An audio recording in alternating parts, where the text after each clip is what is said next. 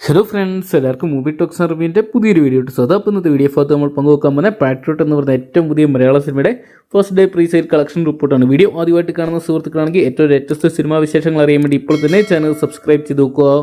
മലയാളത്തിൻ്റെ സ്വന്തം ഡയറക്ടർ മമ്മൂക്കയെ ഒന്നിക്കുന്നു എന്ന് തന്നെയാണ് പാട്രിയോട്ടിൻ്റെ ഏറ്റവും വലിയ ഹൈലൈറ്റ്. എന്തൊക്കെയാണ് ഇരുവരും ഒന്നിച്ചൊരു ചിത്രമായിട്ട് എത്തിയപ്പോൾ ഇതാ കേരള ബോക്സ് ഓഫീസ് കത്തിക്കയറുന്നൊരു കാഴ്ചയാണ് നിലവിലെ പ്രീസെയിൽ കളക്ഷൻ റിപ്പോർട്ടുകൾ കാണാൻ സാധിക്കുന്നത്. എന്തൊക്കെയാണ് ആദ്യദിനം റെക്കോർഡ് കളക്ഷൻ തന്നെ ചിത്രം സ്വന്തമാക്കുന്ന ഒരു കാഴ്ച നിലവിൽ ബുക്കിംഗ് കാണാൻ സാധിക്കുന്നുണ്ട്.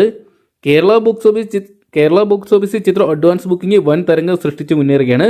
ഏകദേശം 5 കോടി രൂപയോളം ചിത്രം പ്രീസെയിലൂടെ മാത്രം കേരള ബോക്സ് ഓഫീസ് സ്വന്തമാക്കിയപ്പോൾ റെസ്റ്റ് ഓഫ് ഇന്ത്യ നാട്ട് ഏകദേശം 1.5 കോടി രൂപയോളം സ്വന്തമാക്കി. ഇന്ത്യൻ ഗ്രോസ് കളക്ഷനായിട്ട് ചിത്രത്തിന് ഏകദേശം 6.5 കോടി രൂപയോളം സ്വന്തമാക്കാൻ സാധിച്ചപ്പോൾ വേൾഡ് വൈഡ് ബോക്സ് ഓഫീസിനായിട്ട് ചിത്രം ഏകദേശം 20 കോടിക്ക് അടുത്തുള്ള തുക പ്രീസെയിലൂടെ മാത്രം സ്വന്തമാക്കിയെന്നാണ് ഇപ്പോൾ ഇത് അറിയാൻ സാധിക്കുന്നത്. എന്തൊക്കെയാണ് GCC കൺട്രികളിലും യൂറോപ്യൻ കൺട്രികളിലും പാട്രിയോട്ട് വൻ തരംഗം സൃഷ്ടിച്ച് മുന്നേറുകയാണ്.